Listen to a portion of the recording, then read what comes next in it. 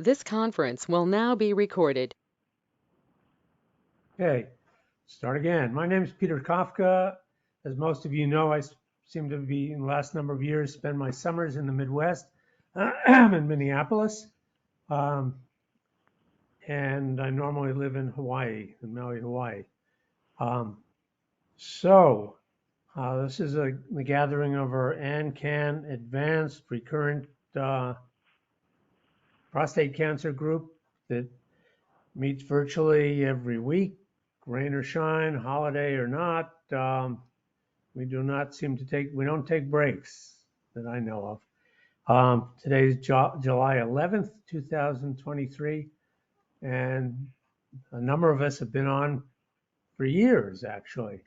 And we never seem to tire of this. We find endless supply of subjects and things to work with and new things popping up all the time. And I don't know if entertain is the right word, but we kind of entertain each other because who knows where this disease is going. Round and round it goes, where it stops, nobody seems to know. So with that introduction, I'll mention our sponsors, which include Bayer, Pfizer, Myovant, and Janssen, which is a part of Johnson & Johnson, those pharmaceutical companies, as well as Myriad Genetics, Telix, and a couple of other. Those have seen fit to sponsor us and recognize the value of online support groups in the last couple of years, and this is wonderful. I mean, it's their support and recognition has been invaluable. This does not mean we endorse their products, but we do value their contribution to the prostate cancer community and other medical communities as well. And we value our friendship with them, but we are not beholden to them, and we are not pushing their particular treatment protocol or something. So with that said, we're going to start. Steve, up in Michigan, do you have anything tonight you want to share?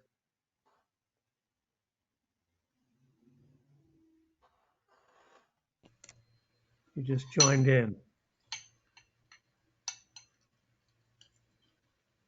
Or Tom Maloney, do you have anything tonight? Hi. Yes, I do. Thank you. Okay, I'll get you in the list here.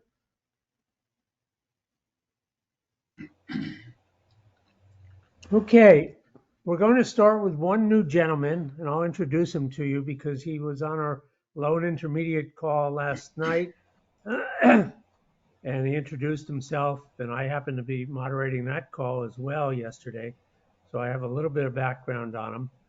And unfortunately, we kind of steered him to this meeting instead of last night because of his situation.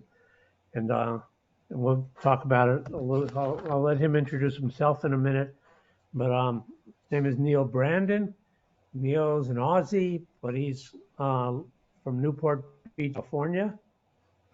61-year-old gentleman, first diagnosed in 2022. And he had a prostatectomy, I believe this year in March 23. However, his PSA seems to be on a rising course. I think he said it was 1.4 recently and going up. So with that short introduction, I'm going to introduce Neil to you and see if we can put our heads together. We don't give medical advice per se on these calls, but we do speak from our wealth of experience. All of us have been through one kind of treatment protocol or another, some of us multiple ones. And we kind of, between our collective group, we kind of know the terrain quite well. and some of the key players in it, be the medical oncologists, uh, neurologists, radiation oncologists, um, various other nuclear medicine physicians. Um, we know the terrain because we're online and we're all over the country, including Canada and other parts of the world. Sometimes we're able to help guide each other and provide quite a bit of pretty active support. I know I've been supported in many, many ways over the years, and many of you have too. So, Neil, with that brief introduction, tell us a little bit about currently where you are, where you're being treated, um, and what your concerns are. Oh, thank you, and thanks to you and to Rick for the time last night, and I appreciate that you directed me to the right group. So, yeah, I had a prostatectomy in March. Subsequently, after 6 weeks, I understand the PSA should be close to 0. It wasn't as high as you said. It actually was 0.1, 0.12, and then I had another one last week, 0.14. So not 0, but certainly not huge. But I do Okay. realize that something is sparking somewhere. So I've scheduled a PET scan in I think July 24th. I'm being treated at Hoag Hospital, which is a hospital group here in Newport Beach, California. My doctor is Dr. Jeffrey Bassett. I was introduced to this group by Jeremy Liu, who has been on some of your group calls, and his doctor is Dr. Uchiho at University of California in Irvine, and I probably will see him as well. Yeah, so I'm just kind of thinking about what to do next. Dr. Bassett said that at 0.14, it's possible that the PET scan won't see anything. And then he said we can make some decisions after that. He suggested, I may want to consider some radiation treatment. He called it, if it's not specifically, if the location is not identified in the PET scan, he called it crop dusting, which I don't like the sound of. But look, I'm just at the beginning of a journey that I know many of you have been on for a while, and I have read a lot, probably to my detriment.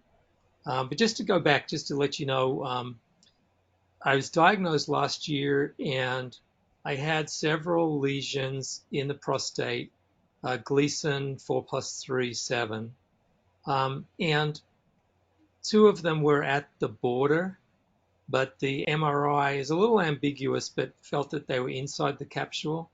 During the surgery, Dr. Bassett felt that everything was inside the capsule, and he said he did a pretty conservative, removal. And frankly, he was a bit surprised that I'm still sparking PSA post-surgery. So anyway, that's where I'm at. Okay. And at this point, so you've just been working with Dr. Bassett, the surgeon. You haven't Yes. seen any other medical professionals at all. I have a urologist, Dr. Fan, Ku Fan, who's a pretty well-regarded urologist here in Newport Beach. And he was the one that recommended Dr. Bassett. He also recommended Dr. Uchiho. Both of them have done a shitload of these surgeries. I'm sorry, I shouldn't use French. But they're not greenhorns. And I did, pretty solid background beforehand. I do believe, for the time being at least, that my medical care is pretty good. Okay. Well, let's start off. Has anyone else had the experience of surgery as a primary treatment that went south or north or whatever direction you want to choose? Herb, um, you want to make a comment on this? What your experience is or was? Well, yeah, I sort of had the same thing. After about 4 or 5 months, I had a detectable PSA after the radical prostatectomy. And I was just put on ADT. Back then, it was fairly mild, bicalutamide, and that kept my PSA down to undetectable and point 0.1 for several years. And now I've gone on to it eventually got used to the bicalutamide, and I've gone on, and now I'm on Lupron and darolutamide, which seems to be working great. So, but at the recommendation of this group, and thanks to you guys, I got away from just talking or working with a urologist and went to the GU medical oncologist at UCLA because I'm in Southern California too, up around Ventura, Dr. Rettig, and so I'm on that ADT right now, and things are looking great. So Neil, does that terminology make sense to you? So in this situation, instead of going to radiation right away, uh, they went with chemical castration with Yeah, yeah. with drugs. Okay. And It so sounds terrible, but it's not no, that bad. I know it sounds terrible, and I have a friend in Australia who went that route, and he's an athlete, a little bit older than me. I'm 61, and he really struggled with some of the side effects of chemical castration. So maybe I took a I can negative imagine. from that, you know. Well, it depends. My experience is it depends a lot on which chemicals you're using. I originally, after the bicalutamide, which I had absolutely no side effects whatsoever, I ended up on enzalutamide, Xtandi, which is stronger, and I did have a lot of side effects from that, particularly some pretty nasty fatigue, muscle cramping, restless legs stuff. And but now I'm on Lupron and darolutamide, and the only side effects now are hot flashes from the Lupron. And actually, we're going to stop the Lupron for a while and just see how I do just on the darolutamide. But so it varies a lot just depending on which chemicals you're taking. Right. what was And the he name of mentioned the doctor? he Sorry. mentioned a GU medical oncologist. That stands Right. for genitourinary medical oncologist. That's an oncologist, medical oncologist who specializes in diseases like prostate cancer. And fortunately, in your area in Southern California, there are a number of really good medical oncologists that are, we'll probably help you kind of navigate and recommend a few in your area to check on who might be worth getting on your team sooner than than later. So there's a couple other people that want to say something. Gary Peters, you were first. The scans before my prostatectomy were negative for metastases, and the surgeon was optimistic after the surgery, but the pathology report showed that the cancer had gone outside the capsule and into my lymph nodes. And a couple of months after surgery, I had a residual PSA of 3.5. I was immediately put on ADT and a second line anti-androgen. I'm still doing the ADT. I had a bunch of radiation after about 6 months, and we'll see what the situation is once I if I'm able to go a full 3 years on ADT without a change in the PSA. How long ago was your surgery, Gary? September 2020. Okay, almost 3 years ago. Okay, Alan Babcock. Yeah, so Neil, your story is real similar to mine. Prostatectomy. Oh yeah, we're going to get this out of you. I had very high hopes. It's like, yeah, this problem's going to be solved.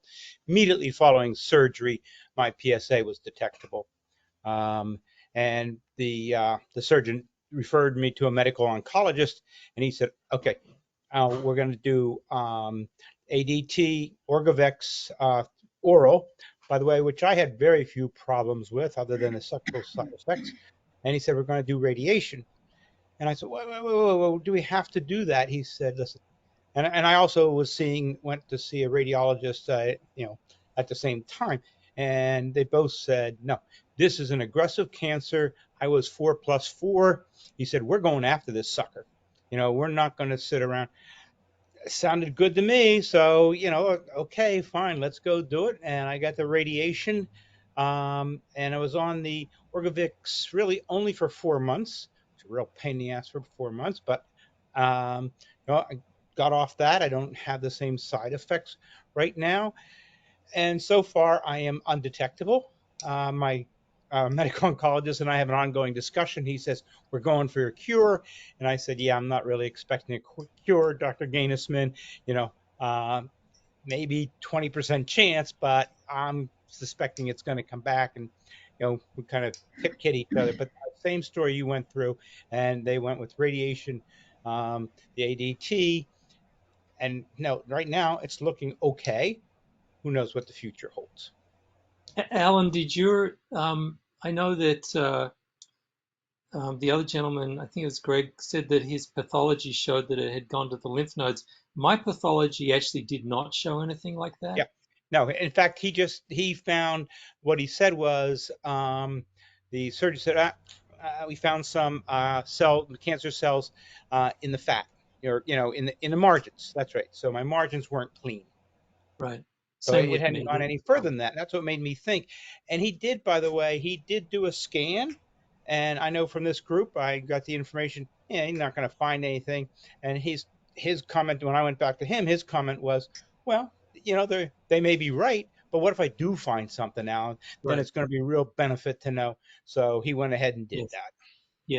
Yes. But he didn't find it, That's what mine. didn't find Thank you. anything.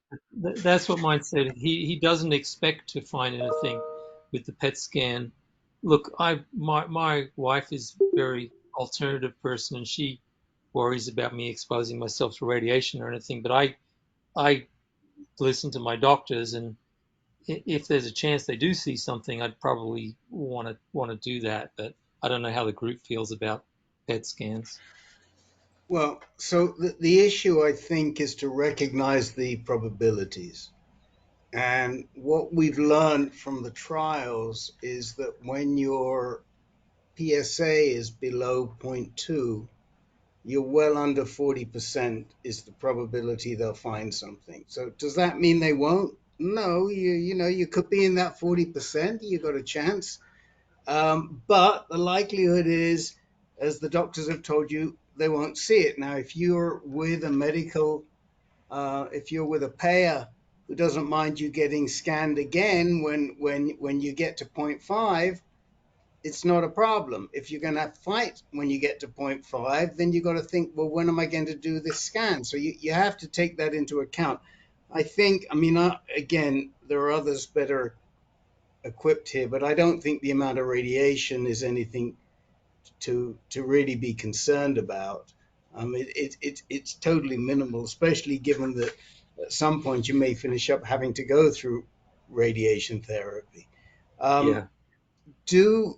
The question I had was the post-pathology, did it confirm 4+3, first of all? Yes. It did. And was there anything unusual in the post-pathology at all? No, they actually they weren't showing anything. And look, I don't know the technical terms, but they they weren't showing anything outside of the capsule or in the lymph nodes. Okay. Okay. Okay. Well, I mean, that's all good. I mean, I think that, I think to me it's a little early. I don't think it's going to make. Again, this is my view, my own personal view, and what we've seen. But at 0.12, 0.14, and nothing showing, you can probably wait for it to get higher to see something. But if they see something right now, it's fine. The question is, if they don't see something, what are they going to do? The other thing that I really would endorse, um, given these results, is to get a GU Med Onc on your team Yes. earlier rather than later, and let them Yeah. guide you, because at this point, as much as you may like Dr. Bassett, he really doesn't have a role in your care anymore. Yes. The surgeons are trained in surgery and not in internal medicine and oncology, and a Yeah. lot of I them would feel. I would second what Rick's saying too, because I felt once I got with Gainesman, whoa, here's a guy who really knows the whole picture. Yeah, we had to get Alan to Gainesman too. I mean, That's true. he didn't there was some resistance there, but once he got there, he felt so much better. And Yeah. I would say I don't know the fellow at University UCI that you're mentioning. I do know that they're sort of up and coming. They're doing better in terms of their GU medical oncology, but I don't know the guy. We could look him up.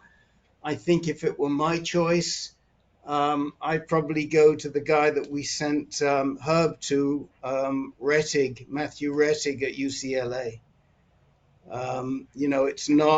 It's not a huge, provided you can time it right. It's not the end of the world to have to go from Newport up to Westwood, and he's really solid. The other choice I would think of would be Rana Mackay down at UC San Diego. I guess it's 6 of one and 1/2 of the other. It may even be an easier commute. She's really good, and UCSD is very good. And then, sort of a more out of the box suggestion that Peter can talk to you about would be Dr. Schultz in Marina Del Rey. And there are some alternatives, and we can give you some names at USC if you particularly want to go to USC. There's a couple of people there too. No, I like the UC system. I have a son who has very serious genetic disease, and we're in the UC system with him, and very helpful. So I would say, if you like the UC system, given that you're in Newport Beach, and to make your life easier, I probably would run down to UCSD then. I mean, Rettig's great, but I just wouldn't, I don't want you to have to. I don't want you to have to hassle that traffic. Is just awful. no, it really is. From Newport. What's her name? What's her name again? Rana, Rana, Mackay, Mckay, and she's really good. She's very, very nice. She's very solid. Excellent. And Matthew Rettig, it's actually with a G, Rettig. Oh, Matthew okay. Rettig, UCLA, and he's also very solid. Oh, that's so Anybody helpful. else? Yeah. So And- another thing is that, I mean, UCLA has some really excellent radiation docs and equipment. Yep. They're really on the cutting edge. So Yep. if you do go to radiation, I would talk to several docs there and explore the possibilities for salvage radiation there. I mean, what you're going through is, no regrets. I mean, many, including myself, I had surgery first. I happened to make it 11 months before I had to do radiation. But I was on ADT drugs, so that bought me the time. But many of us, it's not like we made the wrong choice, Right. or the doctor was incompetent or anything. I mean, I went to a world-class surgeon in San Francisco at UC San Francisco. But depending on what's going on in you, they can't see everything, and there's no way to guarantee that it's always going to be successful. For some guys, it is. For some people, it doesn't work out. So, but the name of the game from here on out is going to be management, Yes. which means So, you're gonna be okay. You're gonna be fine, but you're gonna need a doctor who will follow you, and that's not going to be a urologist anymore. It's going to be a medical oncologist, preferably one who specializes in this disease, who's as young or younger than you are, will be around for a long time, and personable, and stay up to date and work with you, because this field is changing all the time. Some of the drugs mentioned already, like darolutamide, weren't around when I was diagnosed 9 years ago. I've since been on it, but it wasn't around initially. So this is a changing field, and you want a doctor who's really up to speed with this stuff, so that you can partake of the latest and the greatest. The PSMA scans haven't been around that long, so that's kind of new technologies. A lot of things that are popping, and you'll be taken care of very well. Just So, explore some of um, this stuff. I know there's some guys that want to get in, and we'll get to you momentarily. Just two quick things. One, have you had any genetic testing yourself, yes, I have, and Neil? it didn't show any hereditary, Okay. cancer genes at all, actually. Okay. So, maybe down the road, seeing what happens, that it may be appropriate to do some tumor testing, some somatic testing, but I just wanted to make sure you'd done that. The other thing I just wanted to say to you was a comment you made earlier on about your friend who was very athletic. When I got diagnosed, I was told I was facing 2.5 to 3 years of hormone therapy, and I was an endurance athlete, and it really bothered me. And so I got together, I was treated partly at UCSF, and I got together with them. We created an exercise program. I was very concerned there was absolutely no support for exercise, and I pretty much exercised right the way through. And there are a lot of guys on here who exercise regularly on ADT. I mean, I can tell you, despite the risk of muscle wasting, I was probably lifting more weight when I was on ADT, only because I was making myself do it regularly 2 or 3 times a week.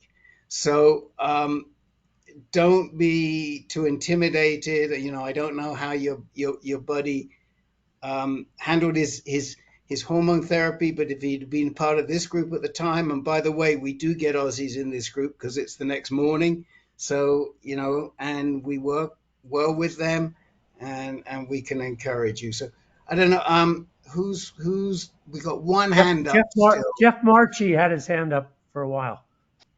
Yeah, I was going to ask about genetic testing, but I just to mention, I was diagnosed 13 years ago and had a prostatectomy, and it lasted 3.5 years, and they didn't have the drugs they have today, so they gave me radiation right away, and it gave me another 2.5 years, and the radiation, I had no side effects at all for 8 years. Uh, and today, the little minor problem I had is gone because I've learned to exercise. So don't be afraid of it. Thank you. Thank you. Right. And the PSMA scan is a nuclear scan. It's very different than other kinds of scans. I mean, they will give you a CT scan over it, but they inject a nuclear substance into you that dissipates pretty quickly. So Yep. these things don't have lasting effects. The amount of radiation you get from scanning is really negligent. Many of us have had a lot of scans, and that's the least of our problems for sure. Yes. Alan, you have another comment? I just want to real quickly tell you, Neil, that my medical oncologist has really managed every one of the side effects from the ADT, to the sexual side effects where they're not a problem right now. I'm on Trimix for the sexual dysfunction, and I'm a happy camper. I haven't told this to the group, but it's amazing how I bring a problem up and he gives me a plan to deal with it. And so the side effects, yeah, they can be a pain in the neck, especially on the ADT stuff. But if you have a medical oncologist, they'll help you deal with it. It's not like, oh, it's got to be like this forever. It's At really least for me. helpful. Thank you. Thank you, everyone. I really feel I learned something right off the bat here, so I really appreciate the input.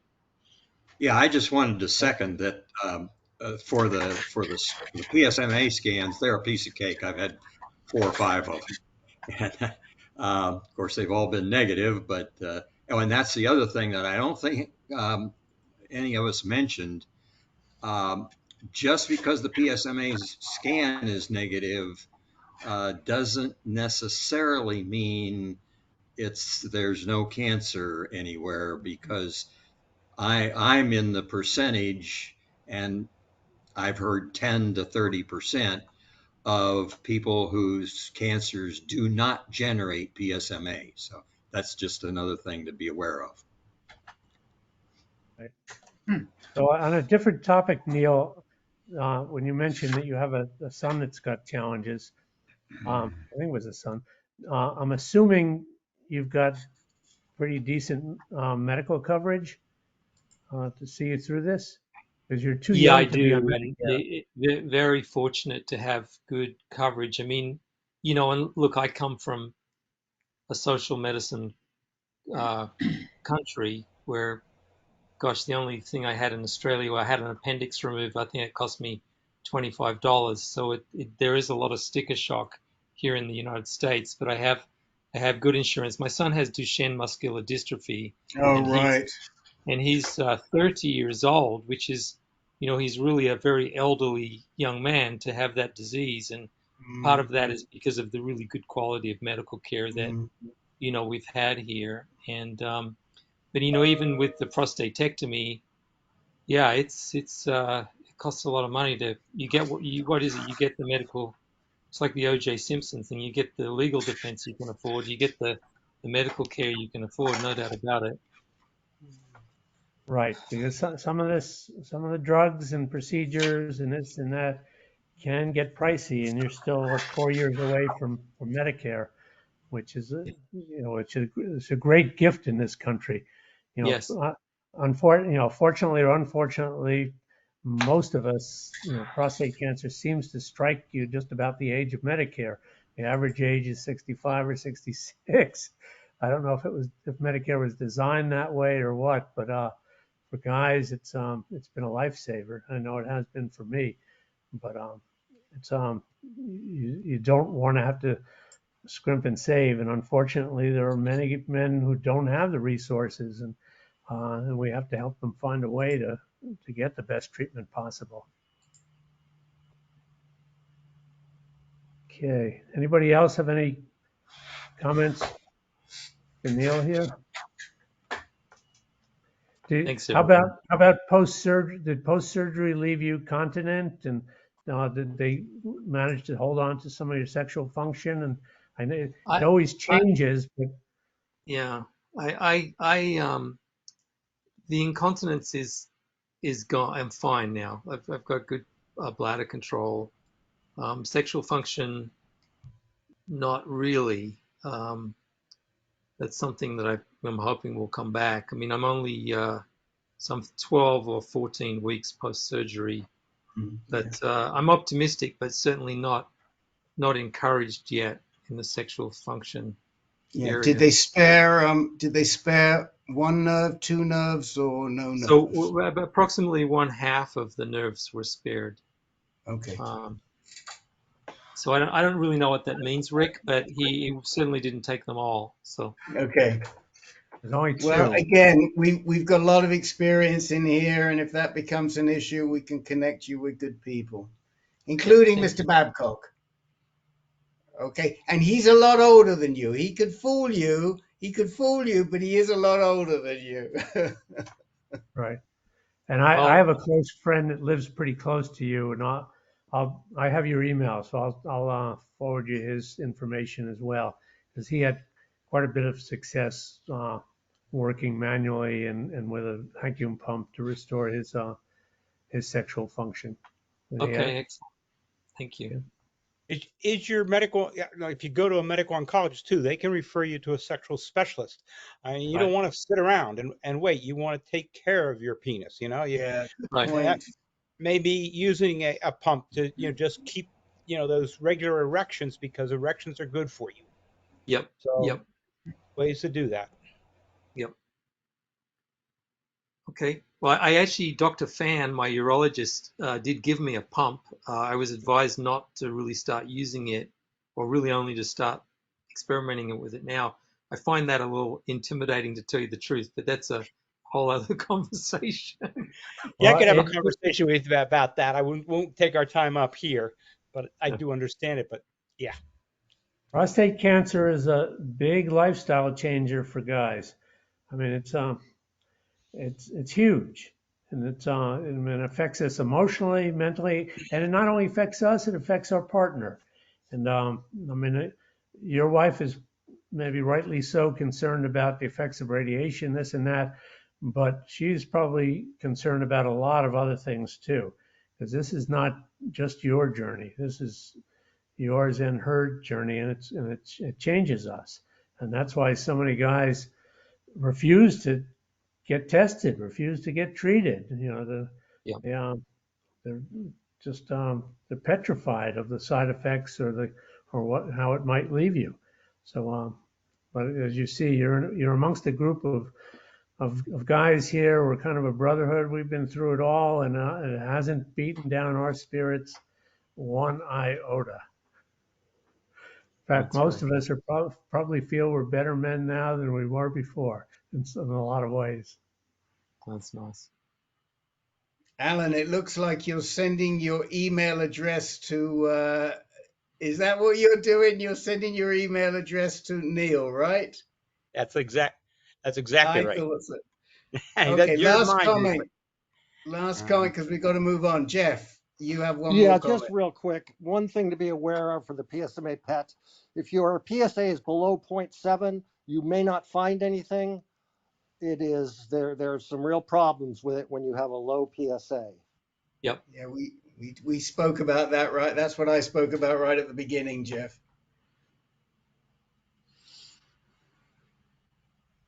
I didn't hear the 0.7. No, what I said was if you're under 0.2, there's about a 40% chance of seeing a result. Move on, please, Peter. Okay. Okay, thanks very much, Neil, and stay with us. We meet every week. If you have any concerns, we meet next Monday um, at 5 o'clock California time, and we meet the following week on Tuesday. So every week we're here, at least 4 times a month, anyway. Oh, thank you. Really Okay. appreciate it. Okay, John Babb. I see you've got a lot of information in the chat window. Yeah, You want, go ahead. I'm sorry. why don't you just briefly tell us what your concern is today, and other people can read up on the information in the chat window. I actually don't have that much concern. I did have a PET CT scan. They didn't find anything except that I had some liver cyst. And then on the bone density, the only thing they found was a compression fracture in my L3, which I've lived with for years and years, so they just hadn't seen it in the past. I did, Dr. Stratton, who is my urologist, I discussed it with him about going down to MD Anderson. As it turned out, he knows Dr. Korn.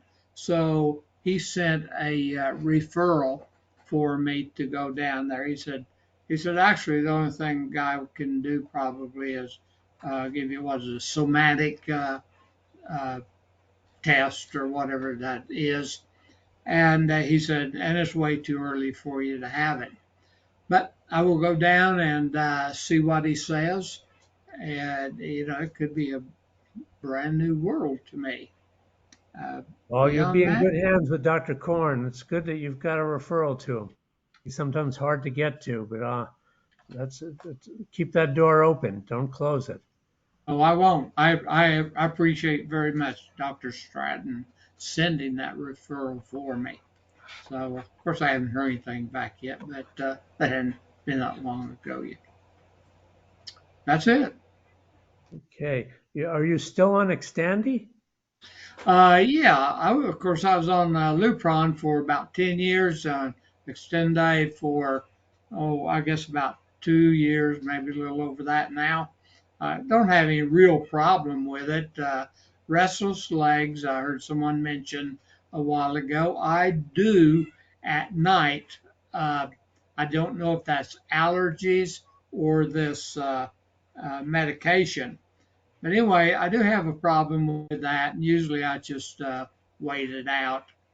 I I exercise. I go to the gym. I work out, and I have a big garden, and so I do that all the time. I get a lot of exercise, and not Okay. I don't have much of a fatigue problem. There are days that I do. I just can't get along. I don't know if that's because uh, I didn't sleep well the night before because of allergies. I love gardening, yet if I put my hands in dirt, I, I know I won't go to bed or sleep until after midnight. But anyway, that's just part of my life. John, what's Oh, your current PSA level? Is it undetectable? Yes, it Okay. is. Now, And what happened when you went back to your doc and discussed Provenge again? Because your doc told you that you didn't qualify. right, I did not discuss that with him. I wanted to see Dr. Korn. And Okay. so that was my thrust. okay. And it's One of worked. the things you might want to discuss with Dr. Korn is the Xtandi. That's a pretty potent drug. Some guys do okay with it, but there's a lot of guys that have real challenges with it. And there are other drugs that will do similar things that might be a little easier on you. Um, so put it on your list of things to discuss with Dr. Korn, um, because it's not that hard to change over to something else. I will do that because I'm concerned that when they said my prostate cancer went castrate resistant, only had one PSA test.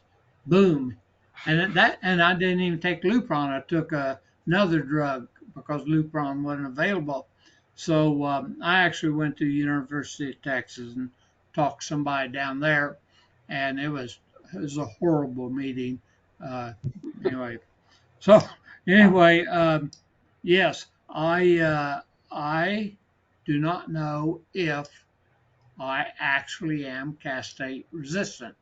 So I do have in the next few weeks a meeting with another urologist here in town uh, to just to discuss my concerns with.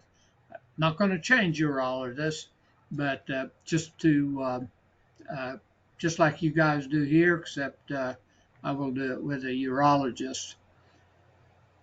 So Okay. I live with my doubts. OU Medical, that stuff costs like 9,000 a month, and you know that their pharmacy makes a few bucks off that. So I don't know if Dr. Stratton, who is at OU Medical, would be that quick to take me off it Right. But because of as the I say, profit. all these drugs are not identical. They sort of do the same thing, but they are not identical. And some can be a lot easier on you. And that's Dr. Korn is pretty familiar with all the drugs in this field, and he can give you some good guidance, I think. This is why.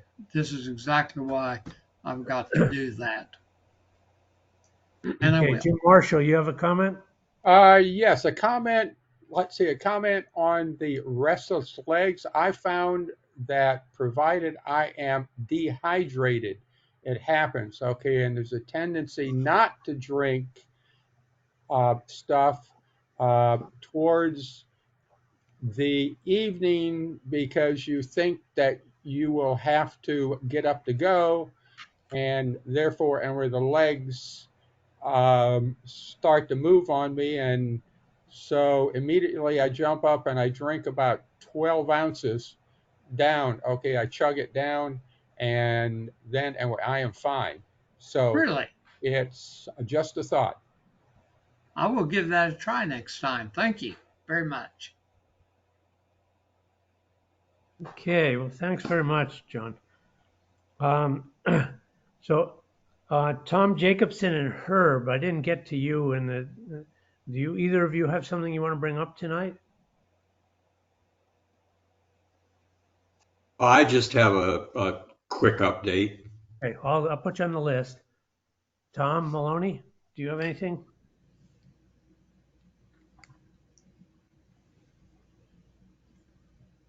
You can just shake your head. Oh, there you go. Yes.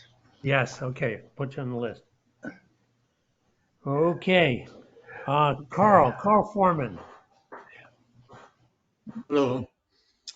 I had my 4th round of Pluvicto a couple of weeks ago. I am scheduled for the next round in, let's say, July 24th, which is a little less than 2 weeks.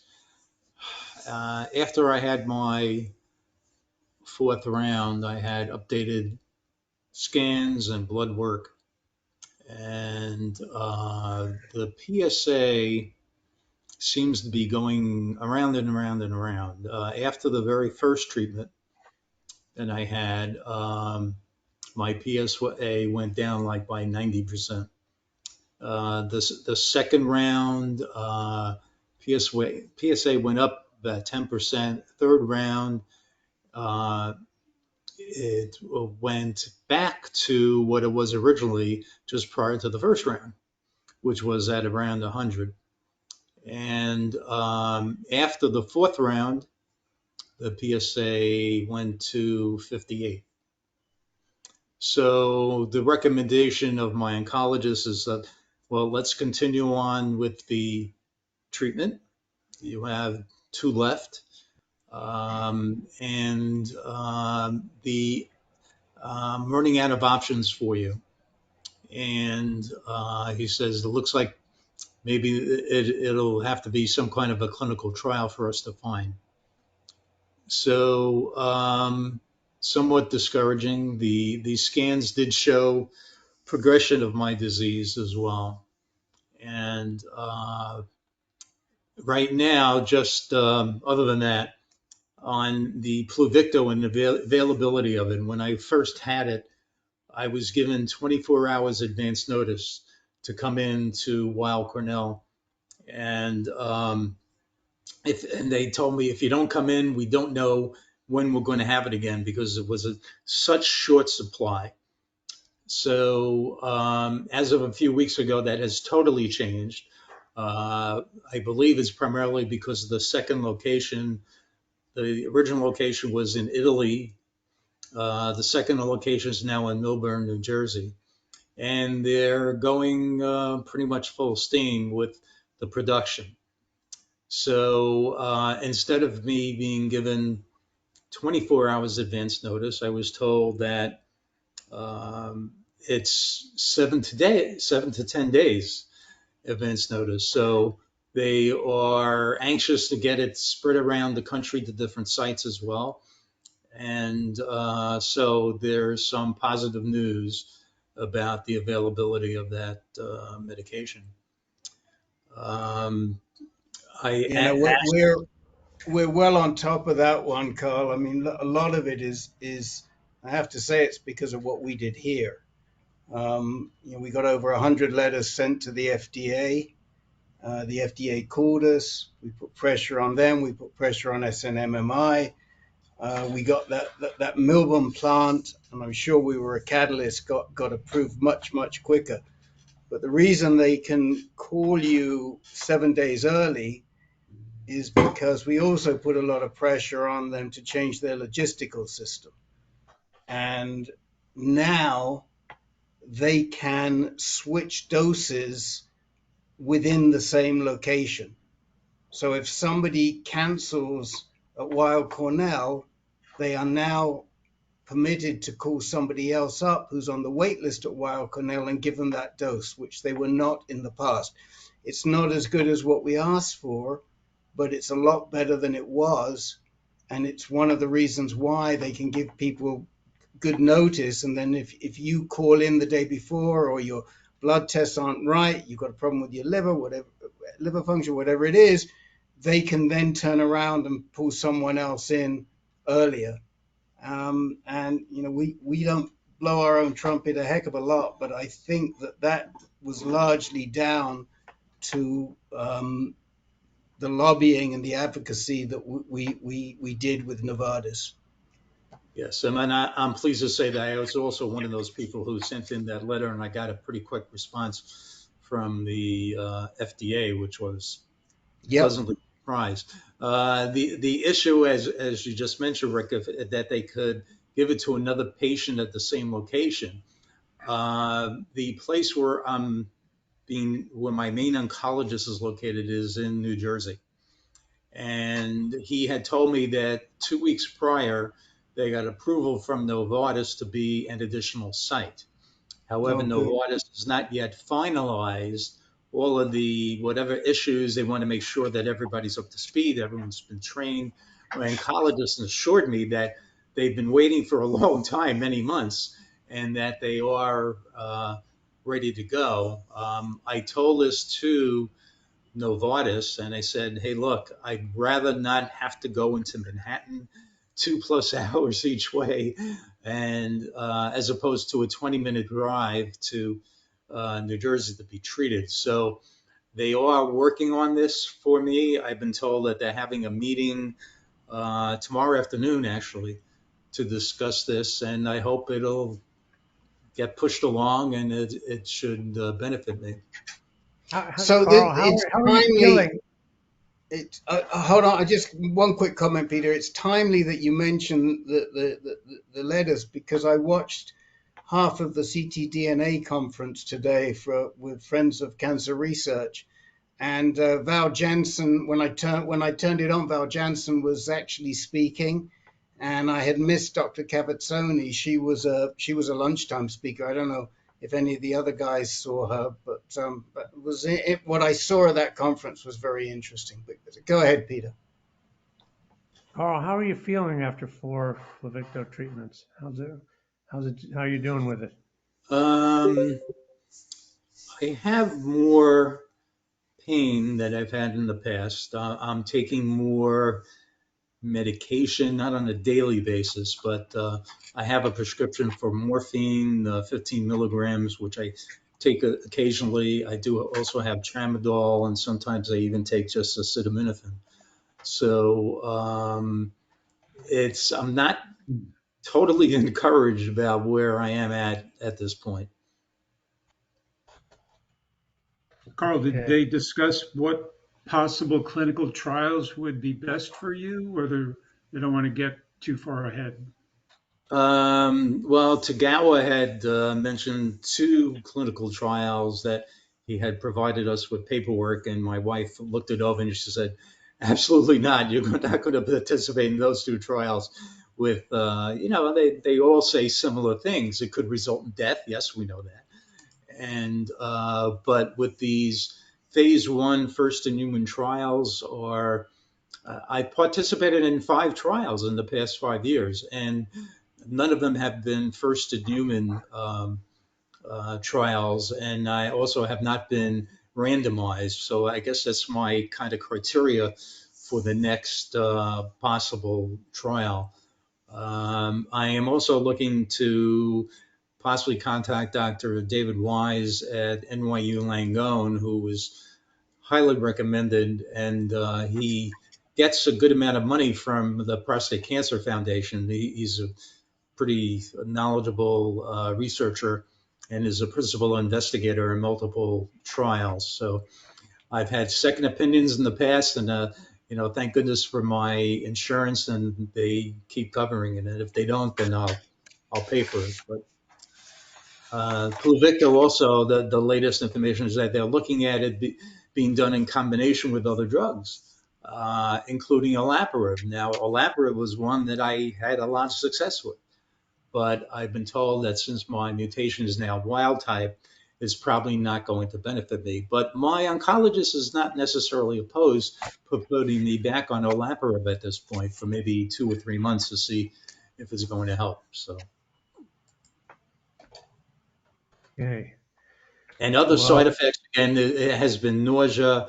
It takes its toll on the bone marrow. My hemoglobin levels are relatively low. My red blood cell and white blood cell counts are low. Before my last treatment, I did have to have an infusion to get those numbers up to a decent level for me to have the treatment. you look like you've lost a little bit of weight too. Yes, yeah, my taste is not there as much as it used to be for food. Yeah. Carl, if Well, you want to send some of the clinical trial possibilities along in an email, I'd be happy to take a look. We have a couple of other guys who are also keeping an eye out for clinical trials that look promising. They're kind of in the same condition you're in, same state of disease. Okay, appreciate it. That's it for me. okay, Carl, hang in there a couple more months because I want to see you face to face. Okay. Yes, thanks. Okay, we're thinking of you all the time. At least I am. Doug Wilson. Yes, I'm the I'm the Canadian in the group, um, and I've given my story. I'm waiting for my next 6 monthly PSA. The last one was 1.2. My surgery was 18 years ago this month. I'm currently 82 years old. I play tennis. I'm sexually active with Cialis. Had a PSMA PET scan 2 years ago.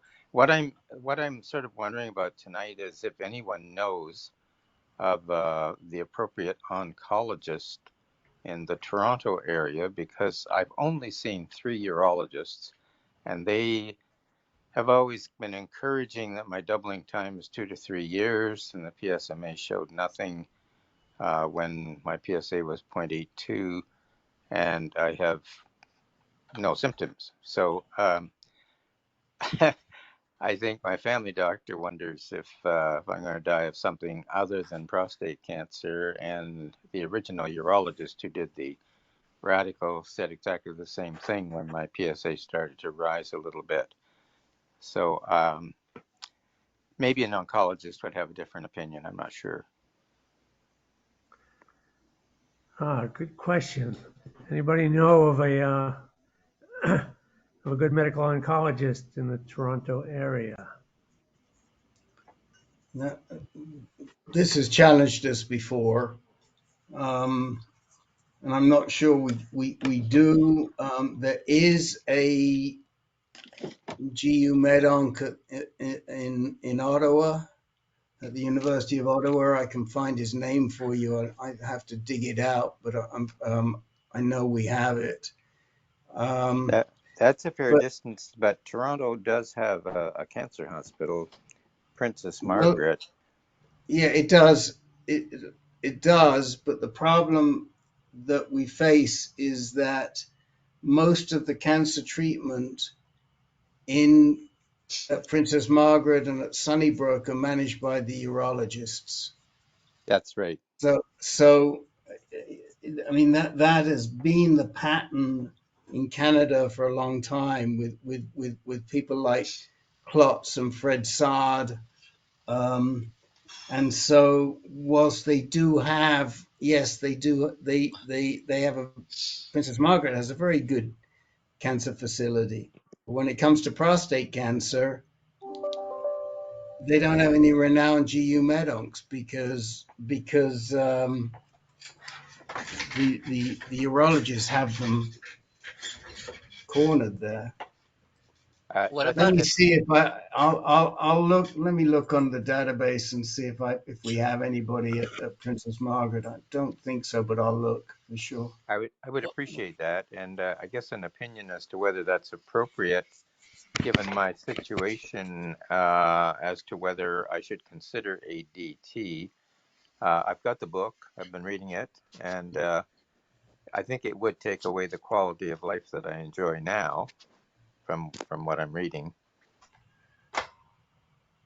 what about Buffalo? Is there somebody in Buffalo No, closer than Ottawa? no, Our healthcare wouldn't cover that either, Okay. the right. insurance. So the guy that I was thinking of at the University of Ottawa was somebody called Michael Ong, but it looks like he might have left there because I just clicked on the link and I don't find him. So let me Google and see where Michael Ong is. But that was who I was thinking of. Um, um, the quality of the GU Medoncs at Buffalo, Larry, is not great, unfortunately. So it looks like Michael Ong has gone to UCLA. Okay. So Does it seem reasonable then that I should consider finding an oncologist, even if they're not a GU oncologist, as opposed to well, continue you know, with I, my urologist? I think the real issue is you're so stable Hmm. that what let sleeping dogs lie. I mean, if you go from 1.2 to 2.4 over the next 6 months, for goodness sake, come back and talk to us and we'll guide you. But Uh-huh. you don't want to go on ADT, and the likelihood is that's what they're going to do. So what do you want the outcome to be?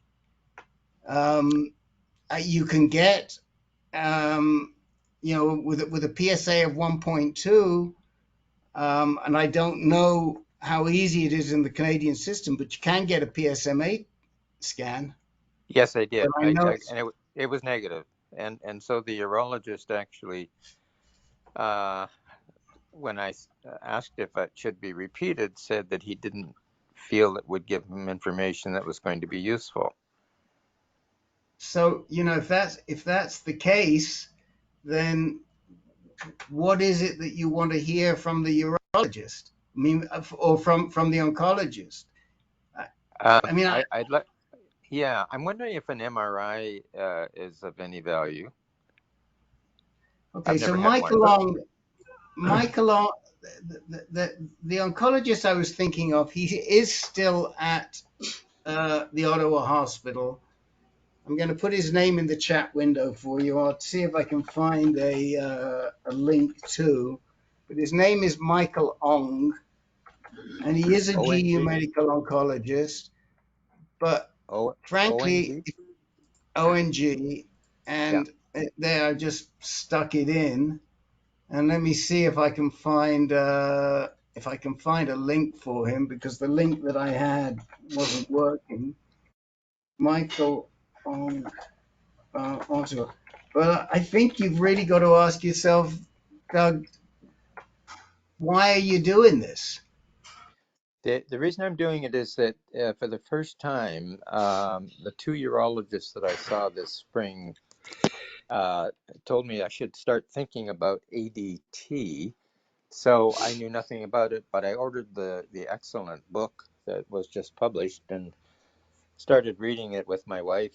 And when it mentions the types of, and my wife is 18 years younger, and when I mentioned the types of side effects, we both wondered, is this really the way we want to go? It might not be in your situation. I'd be real careful to jump into that. I mean, you've gone 18 years managing this disease at a very low level very well. I mean, that's remarkable. There's not many of us Yes. on here that, or any of us that, that have that kind of track record. So to jump into ADT at 82 years of age, with an active sex life, Just using Cialis. You're only using Cialis. I think You're living a good life. Yes, and I take a quarter of a Cialis, so it's of the 20 milligram tablet. I take 5 milligrams very occasionally. Right. Yeah. So, but we played tennis this afternoon. We walked the beach. I've got energy. Good for I've you. got kids and grandkids who, yeah. And when I told my kids that they're thinking of ADT, they look at me and they don't see me as the type of cancer patient who should be going for treatment. As you know, we do have other family members who have had melanoma and other types of cancers who haven't done well. So I joined this group partly because I knew nothing about ADT and I wanted to hear some experiences. And it sounds like some of you have done very well with quality of life, and that's fantastic. Well, yes and no. I mean, we put up with it, but it is a game changer. There's no question about it. It does affect you.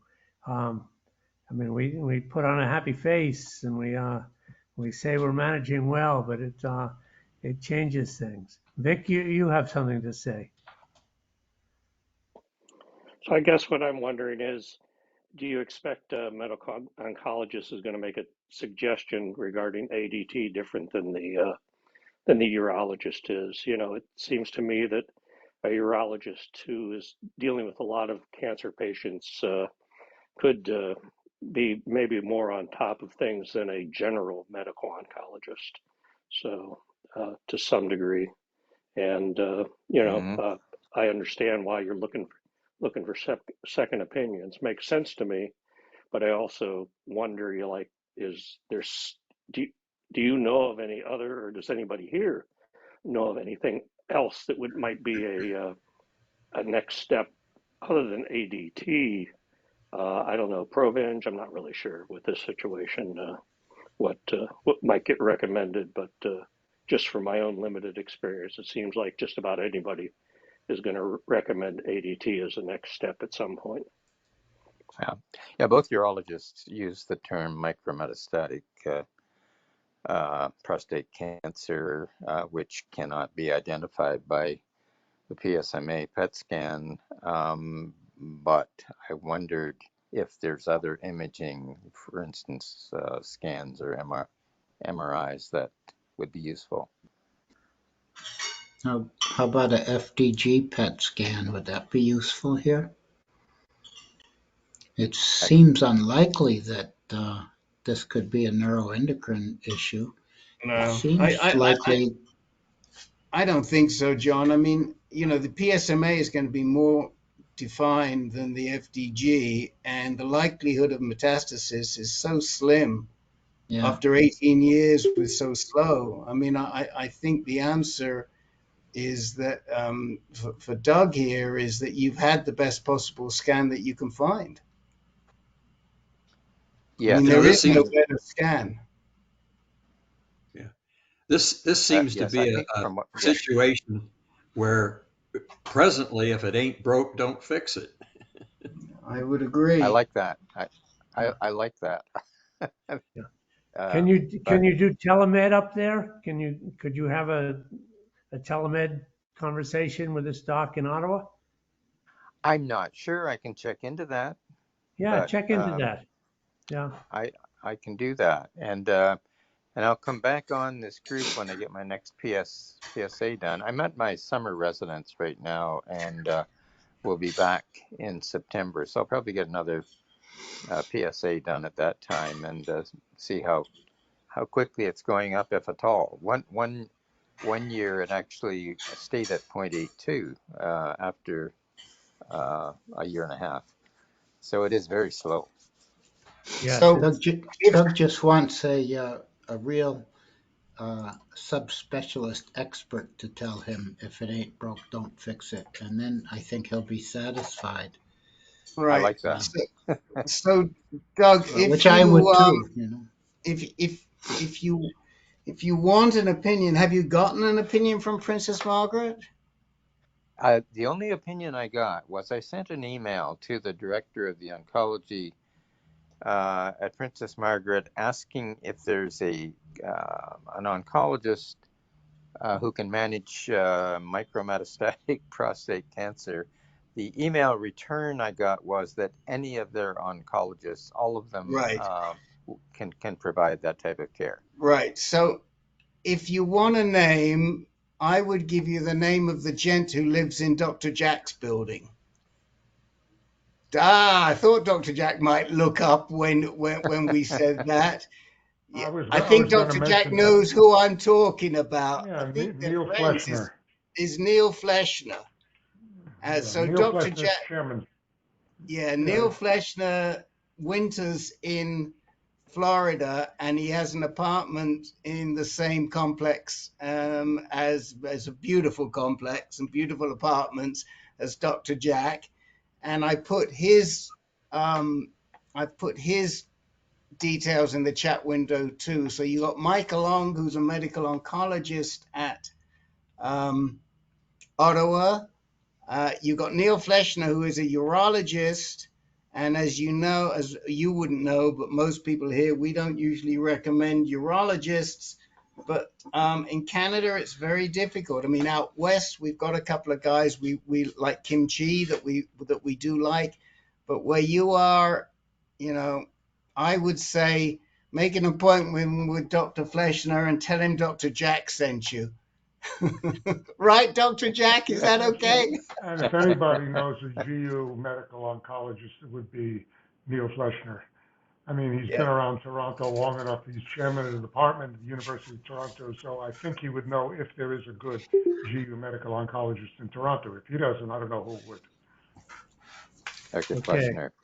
Well, I Okay. appreciate that. Yes, thank you so much.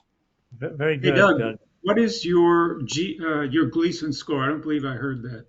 Well, it was pre-op. It was 3+3, and it was Bill Love who did the surgery, and he phoned me. He said the margins were clear, all the nodes were negative, seminal vesicles were negative. The pathologist thought that it might be a 3+4, but it wasn't. It wasn't absolutely confirmed. So I would Well, say you've got nothing to worry about, brother. You're not going to die of prostate cancer. I would just check your PSA maybe once a year and relax and enjoy life. Yeah, You I have a like that. very low risk prostate cancer. Thank you so much for saying that. I appreciate that. Sure. Yeah, and we're going to die of climate change anyway, aren't we? right. Okay. Well, good to hear from you. Thank you. Okay. Jeff Marchi, you said you had something quickly. Well, I didn't say quickly, but I have something. It may be quick. You know, after 6 years of ADT and 2.5 years of Atiga, I mentioned a couple of months ago I'm having memory issues. Just remembering a name may never come to me. It may come to me, it may not. So my oncologist, Hart Stark, says to me, well, why don't you go on 3 pills as Atiga instead of 4? That probably will help. Well, on the 15th of June, I went on 3 pills. On the 3rd of July, I had a PSA test, and my PSA went from 0.2 to 1. Went up 0.8 in 18 days. Oh, But on top of that, I thought I had an infection. My doctor gave me a prescription for azithromycin. 2 hours after taking it, I was in the hospital emergency room and had AFib for 2.5 days. Standing up, my pulse was 175 for 2.5 days. Sitting up, it was 150. I had to lay down almost the whole time. They gave me a drug called metoprolol after 2.5 days. And they gave me it at 2 in the afternoon. At 4 in the afternoon, my pulse was 72. So, but as a result, my cardiologist wanted me to go to Abiraterone. Well, Abiraterone has some real nice features. I was getting between 1 and 3 hot flashes a day. They started me on it on Saturday. I had 9 hot flashes. On Sunday, I had 16. Today, I've had 8 so far, not including the 2 times I woke up in the middle of the night and was totally sweaty. Had to put on a fan to dry off so I could sleep. I don't think I'm going to be on that drug too long. He was wanting me to be on a month, but it prevents you from going to sleep. It makes it slow for sleeping. It then wakes you up a lot. Besides that, I've had fatigue I've never noticed before. Just getting up and doing a few things, I'm tired.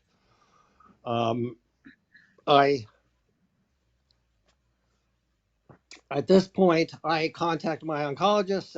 Can I get a PSMA PET scan? About an hour later, she said yes. About an hour after that, I got a phone call, and I'm set up for Friday. So I will have my PSMA PET soon, but it's between prostate cancer drugs and cardiology drugs, it's no fun out there. That Abiraterone sure seems to cause a lot of issues if you're on ADT. And at this point, I'm not quite sure. I went back on 4 Zytiga, of course, right away. And I'm hoping over the next couple of months, my PSA will drop back down again. If not, I'll probably go to a PARP inhibitor. Is the Zytiga affecting your blood pressure at all? Oh, shit. Well, this morning it was 146 over 86. My blood pressure had been just fine up till the AFib event on Friday. I had been in the 120s. Once in a while I'd hit 130, but I've been in the 120s almost every day. And now why don't you talk to Andrea about switching out of Zytiga into darolutamide or something? Yeah, I tried that, and it's not recommended to use darolutamide if you're castrate resistant, and she did not like the idea. But with the heart interactions, it's with the heart. I'm not giving you medical advice here. I just know that it did funky things to my heart when I was on it, and I pushed to get off of it. It's I mean, you got to watch it with all these different conditions and medications because they can interact. That's what they did. This is John. That's what they did with me when the Abiraterone messed up my system. They switched me to Daro, and it was a big help for blood pressure. Before I started Zytiga, I didn't have high blood pressure, and within 6 months, I'm on 3 different blood pressure drugs. And also, I gave me that's what happened. Skip That's what happened to me. I had PACs and PVCs all over the place. Today, I had 2 the first time I took my blood pressure, and 3 the second time. But I'm back on Corig, which really straightened me out before, and with a Cardiovol. That stopped all my skip beats. Got my blood pressure down. But he's put me on a drug that he says it takes a week to build up in your body, and it should take care of things. But when I'm in the mid 140s, I took it. Just as the meeting started, it was a mid 130s, so it was a little better. But even that is higher than I would like, obviously. Especially since it was in the 120s. Not to be funny, but your memory seems pretty good on all these numbers. It seems like you're pretty sharp. I mean, I remember numbers. I remember facts. I can give you details about political things going on across the country, but I can't remember the names. Buddy, just say buddy. I mean, some of the major names come to me right away, but it's a fight to remember stuff. It's a constant fight. And I never had that problem a year ago. But Zytiga will do that to you. Zytiga's renowned for doing that. It did it to me. Yeah. I mean, it's these drugs are very different, and they're not, as I said earlier, they're not all the same, and they have different side effects. Yes. So be careful. Well, that's the story. Yeah. Did you get busy, balance. Go ahead, Excuse me, John. I'm sorry, Peter. I Go just ahead, was John. wondering, I was wondering if you got rid of the amiodarone. Not yet. I took the first 2 pills. Well, I took one yesterday and 2 today. I'm supposed to take 2 for 2 weeks and 1 for 2 weeks. But if the hot flashes continue, if the sleep problem continues, I will be. My doctor said to me, "Oh, if you're afraid of it, you can stop." I'm not afraid of it. I told him I had 16 hot flashes and I normally have 1 to 3. And I don't think the guy even read it. He came back with another and said if I'm afraid of it. He is setting up to get at a ablation, or at least to talk to a electrocardiologist about getting ablation so that maybe I don't have a problem with AFib for a while. But I will be pressing Harstark to try to change the drug regimen. But I could just see her wanting to go to enzalutamide, not darolutamide, because that one's approved and darolutamide No, is not for that castrate could be worse. resistant. That could be worse. Yeah. I know enzalutamide's supposed to be Yeah, terrible. yeah. So I don't exactly know where things are going to go now, but I actually have a second oncologist who I can talk to, who seemed to be another one at Kaiser, seemed to be much more interested in the things that you can do to resolve issues, and he might be willing to say, okay, try darolutamide, but I don't know. Kaiser is pretty tight about some things, and when something is not approved for not for castrate resistant, they're resistant. Yeah. You want to step out of Kaiser next fall? Well, it would be in January, but Oh, January? I've got to have my one hip replaced, one knee replaced. I've got a cardiologist. I've got hand problems. I may have to have my thumb redone because I have pain in it. And the guy said you're doing a cast for a month. So I've got so many different doctors at Kaiser that to go outside there and get the same type of care other than the cancer care might be very difficult to duplicate. But I think I might be able to sway them into making some changes that would work. Well, I I hope so. also, since my PSA has risen, if it keeps rising, I'll probably go on a PARP inhibitor. And they're more aggressive against your body than Zytiga. The side effects from the PARP inhibitors are quite. See, here's where the word doesn't come to me. Quite aggressive. I'm not sure other people there have a comment about it, but from what I've seen, PARP inhibitors can be tough on you. Len, go ahead. Yeah, Jeff, darolutamide is approved for castrate resistance. Great. I will push that. Thank you. When was that done? Do you know? That was originally it was approved for non-metastatic Yeah. castrate resistant. That was back in I 2019. know. Yes. Crazy. Now, more recently, it was approved for metastatic castrate resistant in combination with docetaxel and darolutamide. So,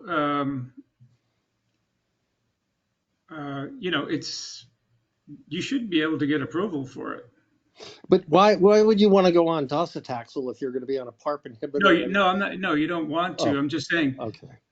that happened to be the approval was for metastatic castrate resistance for darolutamide plus docetaxel and ADT. But Okay. that doesn't mean you have to get the docetaxel. Yeah. You can probably just get, the ADT plus darolutamide without the docetaxel. Well, I will try to do that. Okay. Okay. Well, keep us informed. You got a challenge there for sure. So Yeah. take care. Thanks, Keep us guys. updated. Okay. Will do. Tom Maloney. Hi. Yeah. Thanks. Next Monday, I will have my fourth Pluvicto. what I had was a question, though.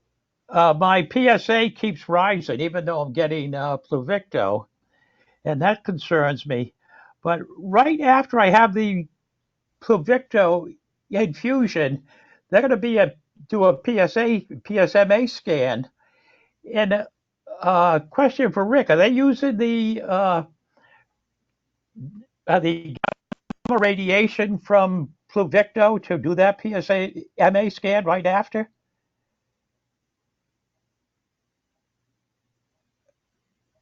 Oh, Rick is muted. I'm sorry, Okay. I beg your pardon. They'll give you a different injection, Tom. Oh, The ligand that carries the lutetium is a different ligand to the one that carries the gallium-68. So they would have to give you okay. a separate. Interestingly enough, the new Blue Earth is the same ligand, and they activate one arm of it, whether they want it to be therapeutic or whether they want it to be diagnostic. But I for see. the 617 that you're talking about, they would have to give you a different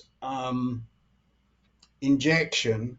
Now, there are guys here who have had PSMA scans right after they've had their Pluvicto. Maybe they can address this better than I can. But one thing I would say, and I'd also say this is probably important for Carl Foreman, is to check concordance.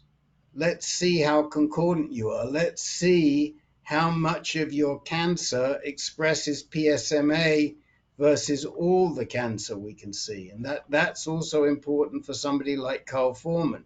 And they don't Yeah. do that often enough. That's the problem that Mike Yancey, who is off on his bicycle somewhere, God bless him, has been having, where he responds to the Pluvicto, but it doesn't really impact his PSA because he's got a bunch of cancer that doesn't express PSMA. And that's probably the situation you're having if you're not seeing a reduction. You've got two different types of cancer in there. Well, we'll see. The other problem I'm having So is, are you hearing what I'm saying, Tom? oh yeah, I What, got it all. so in That I other have two words, types of, you've got to ask them to add an FDG scan. right. Did you get that? Yes, an FDG scan. I know that. Dr. Beltran is my Right. oncologist, So and ask she's Dr. the expert. Beltran, Yeah, ask Dr. Beltran that you want to make sure that you have concurrence. Concurrence. yeah. Okay, so they need to do two scans. They need to do the PSMA scan plus the FDG scan. Rick, the word Okay, is concordance. I got it. Concordance. I got Concordance. Concordance. it. Thank you. I wrote it down. Like agreement. Concordance. Concordance. Yeah. I have a Thank you. problem with dehydration. And with dehydration, I tend to lose my memory. So this may happen to others. If your memory's getting a little weak, I throw down a lot of Gatorade and it comes right back. Seems to. You You just just have have to to stay remember to I have drink hydrated. the the same Gatorade. problem as Jeff.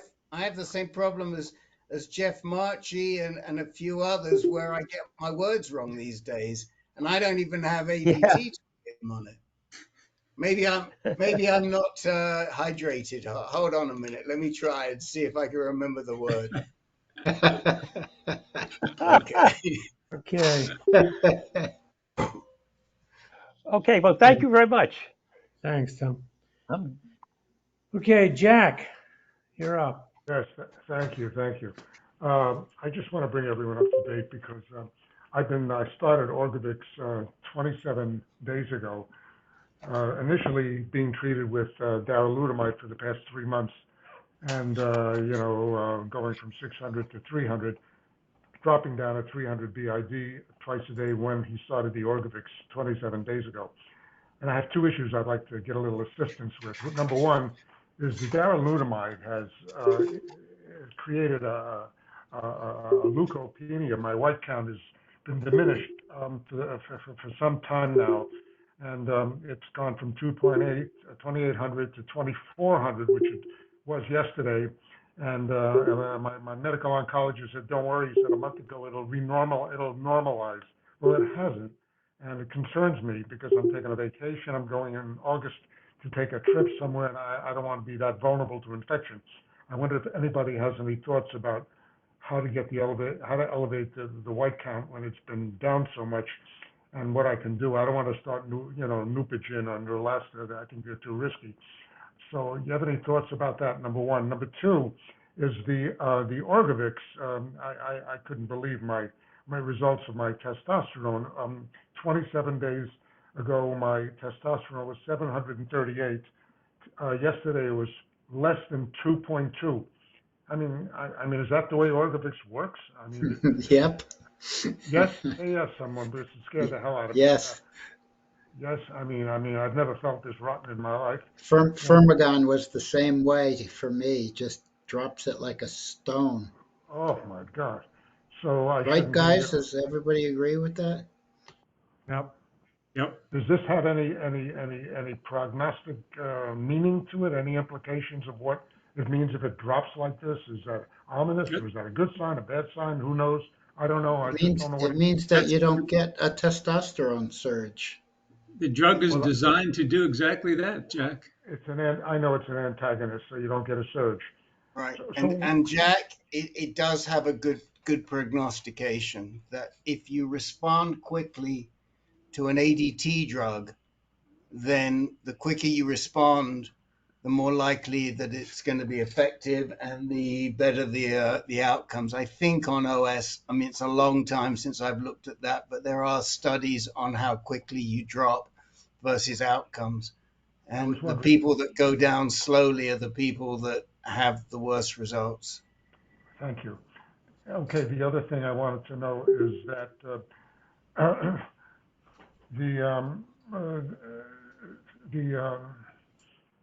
it's amazing how the memory, you talk about that, the brain just isn't as crisp on this stuff. How does this make a difference in determining how long it would take for me to become castrate resistant? Is there any correlation between going down rapidly and maybe being able to hold out longer rather than shorter? I don't know if you can make a determination of the average time that it takes to become resistant. I don't think there's any correlation there that I know of. No correlation to that. But I might be wrong, but I've never heard of a study on that. What it might mean, though, is that if there ever is a time in the future when you go off it or take a break, that you'll recover your testosterone a heck of a lot faster as well. I may bounce back. Any antidotes to the white count? Anybody have any thoughts on that? Well, the ADT could be messing around with it, so. Yeah, I think it's more likely the ADT than darolutamide. No. The darolutamide, it was when it began.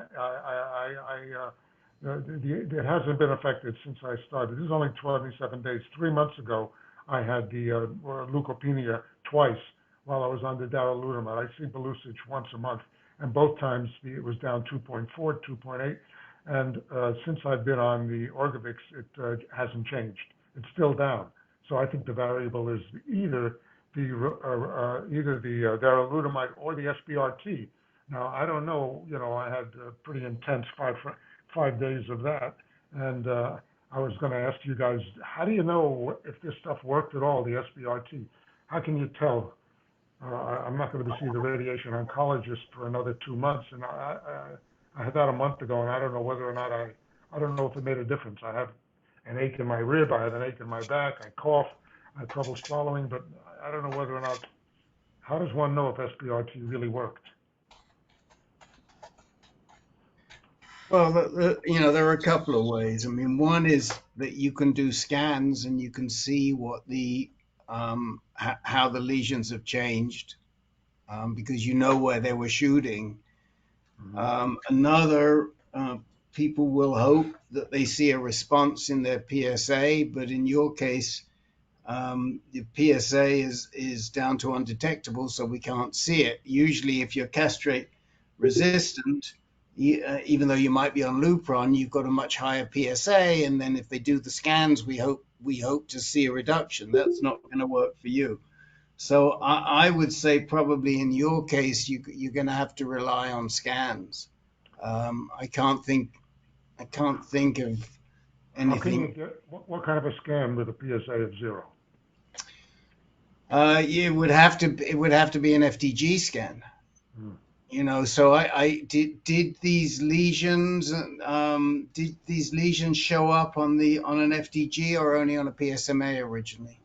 With me originally, never an FGG, just PSMA and Aximum.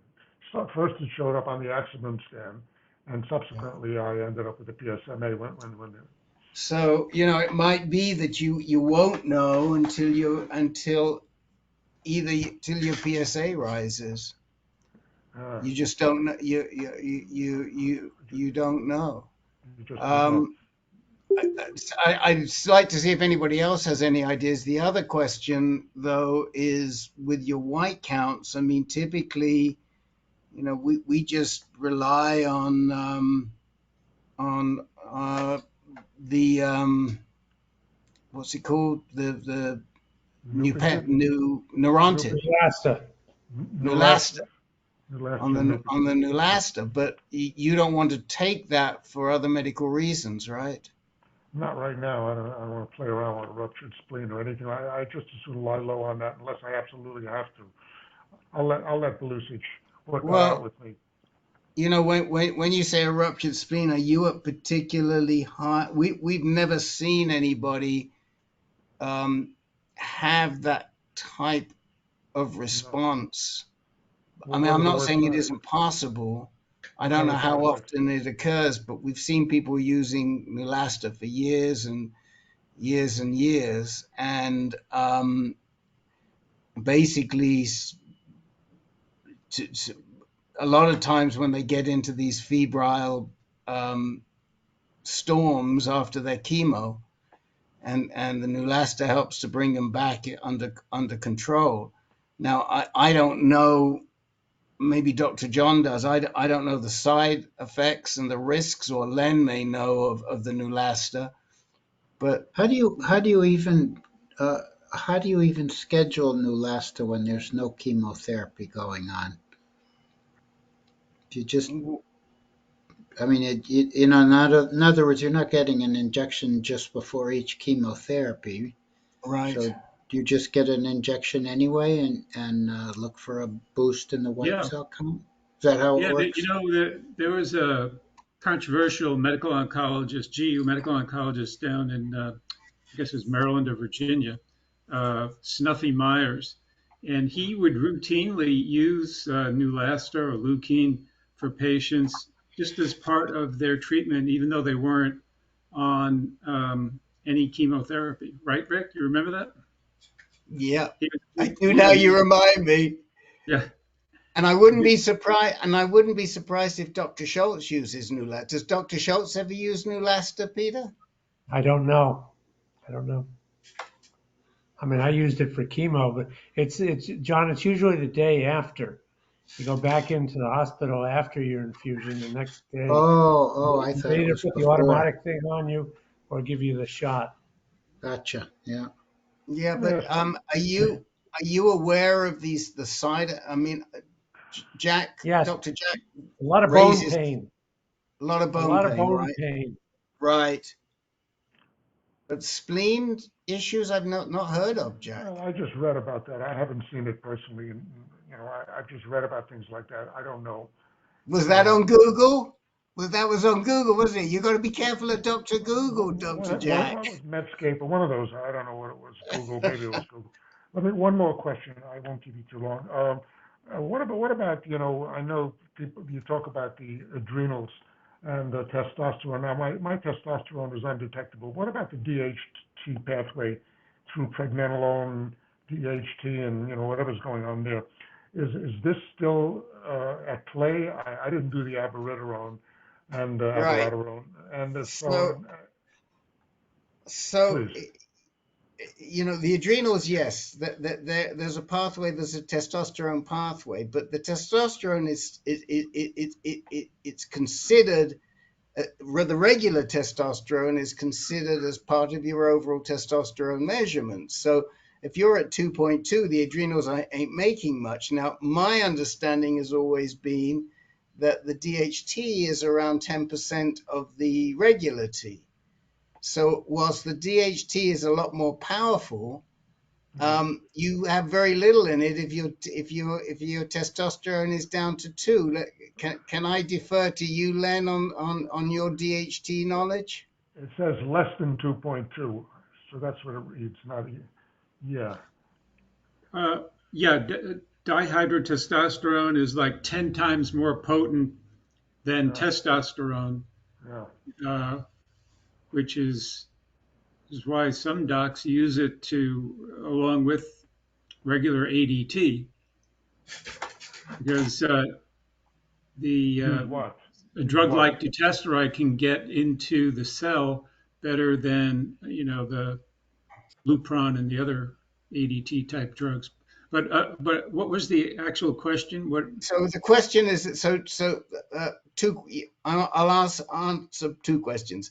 The drug that Len is talking about is dutasteride or finasteride, okay? And those drugs reduce, they're used for BPH, they're 5-alpha reductase drugs, and they specifically reduce DHT. But the question is, if Dr. Jack's testosterone is at 2.2, does he have to worry about the DHT pathways? And my answer was, I don't think so, because there's almost no DHT there. I agree, because his testosterone is not being blocked at the final synthetic pathway like with Abby. His testosterone is being blocked all the way at the hypothalamic pituitary axis, way back before. So I would guess that the whole axis is shut down by the Orgovyx, and that's what I would guess. Right. My FSH went from 23, which it was before, to 0.4. Yeah. So I didn't do the LH, but just the FSH, and so I agree, it's all shut down. So there's nothing sneaking through the adrenals, no DHT or anything with the cholesterol, pregnenolone, cholesterol, progesterone onto DHT, I mean, without the finasteride, the alpha reductase and all that stuff. I would guess not, because the whole axis, main axis, is shut down, and there's nothing like,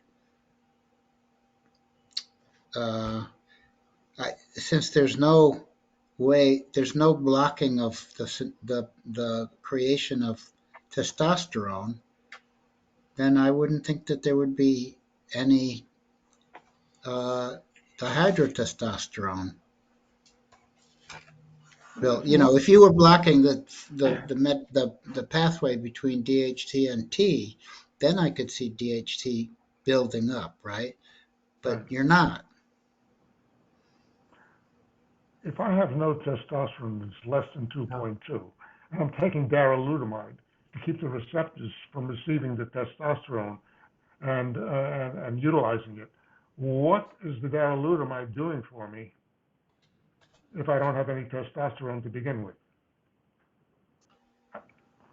Well, it is definitely prolonging, on a statistical basis, prolonging your time to recurrence. Right, everybody? Well, I know that. Blocking any testosterone coming from any other mechanism in the body. It's making it not utilizable. Which there's hardly any, but but it's, we know from research that it's prolonging your time to recurrence. Yeah, I mean, women produce testosterone, and it's certainly not coming from the usual places that we know of. So, I mean, there are places it's produced that it's blocking.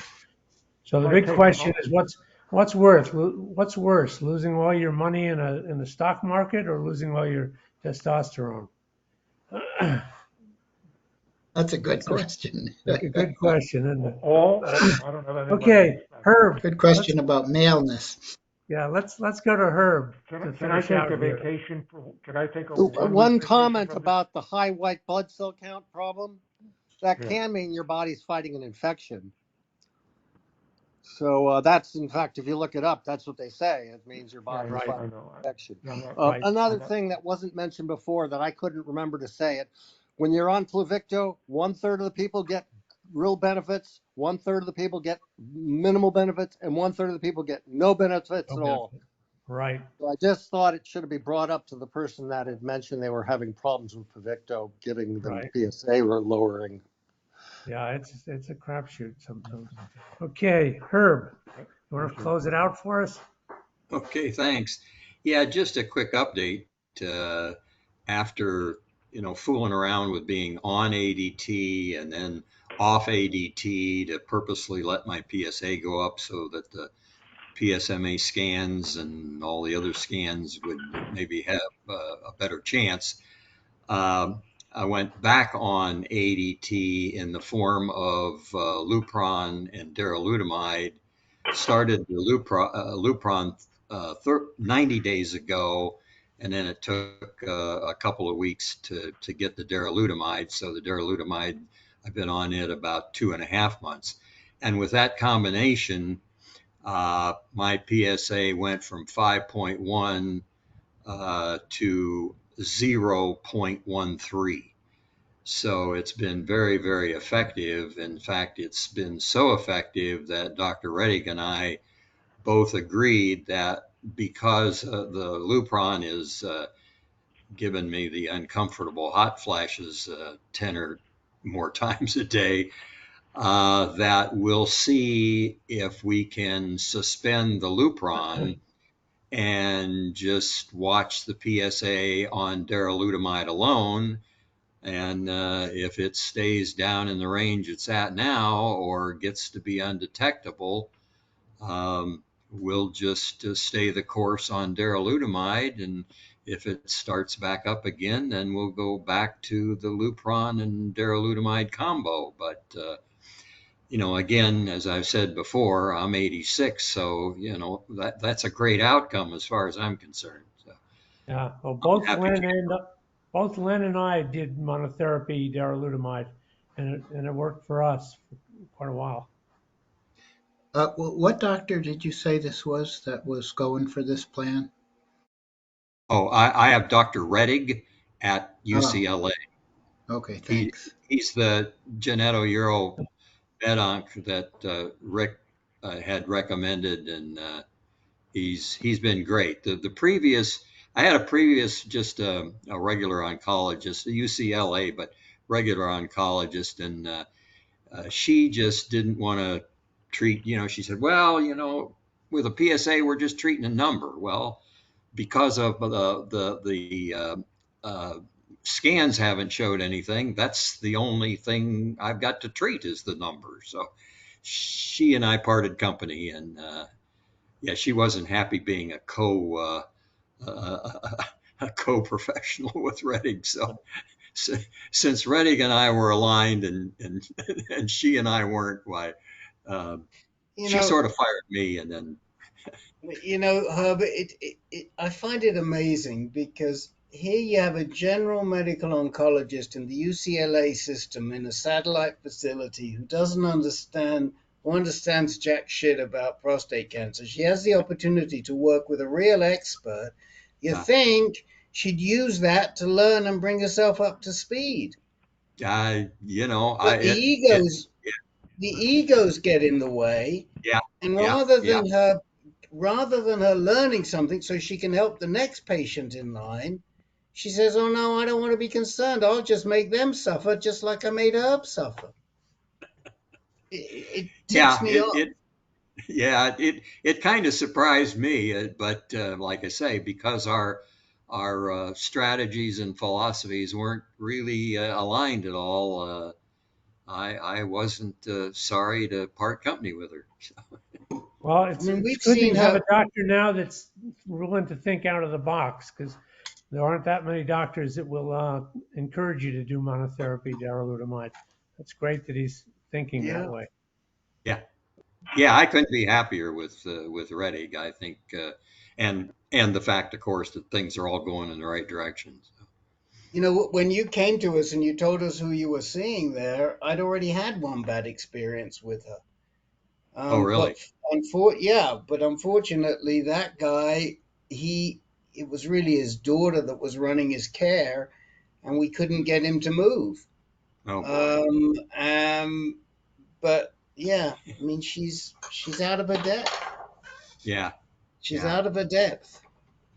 I mean, she may not be when it comes to breast cancer or lung cancer or something else, Yeah. but when it comes to I think prostate I cancer, think her specialty is hematology oncology. So maybe leukemia and stuff like that.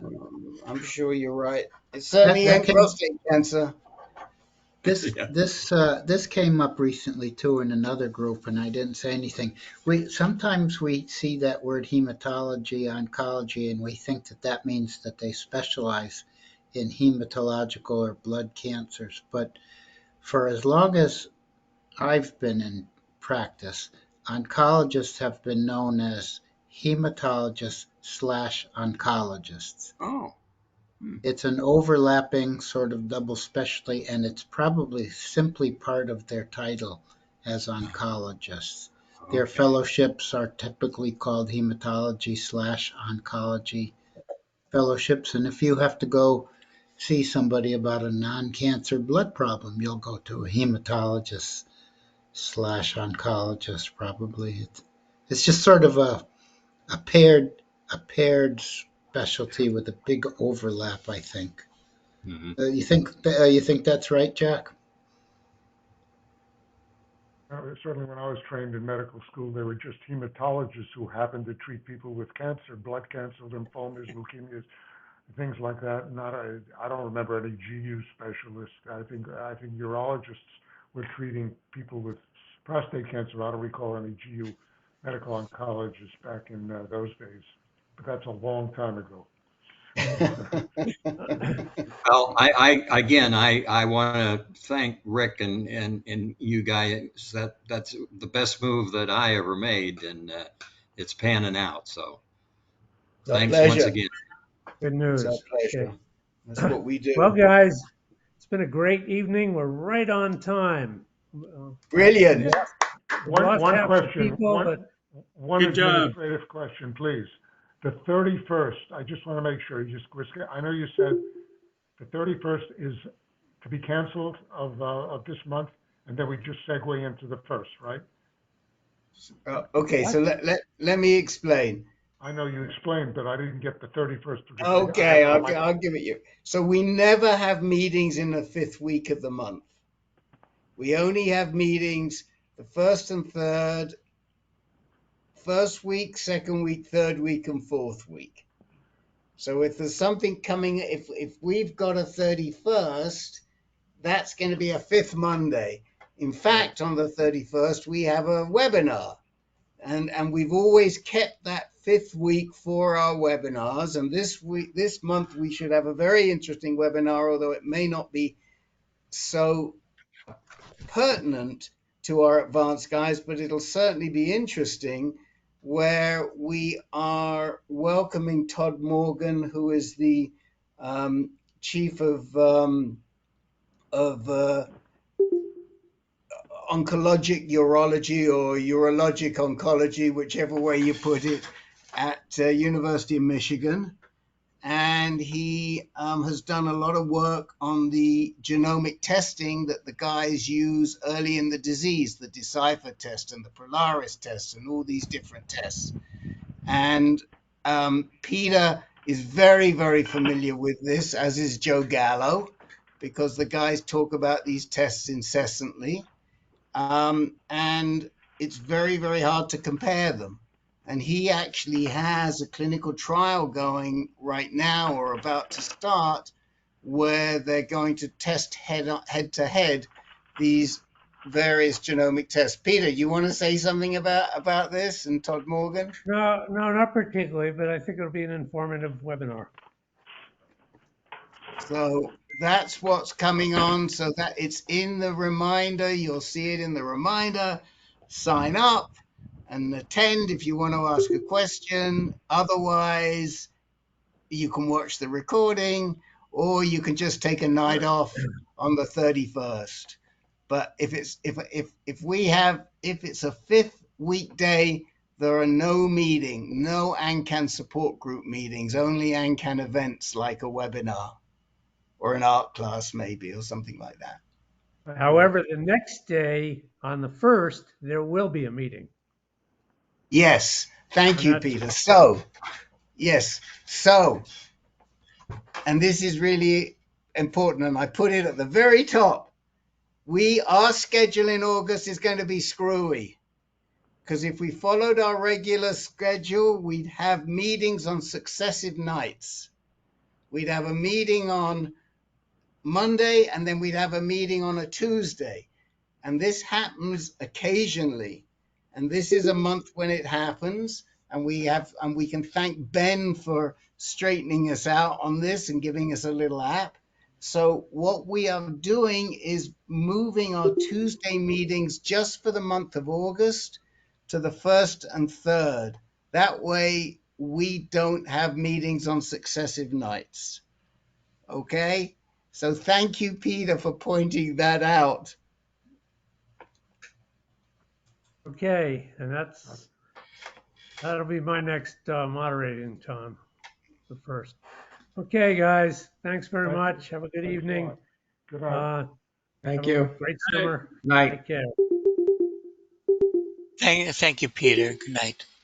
Thanks, Night. Peter. Thank you, Good night. We didn't keep you, Peter. We didn't keep you tonight. There you go. No, you didn't keep me. I'm sorry we kept you so long last night. There was just a lot of people.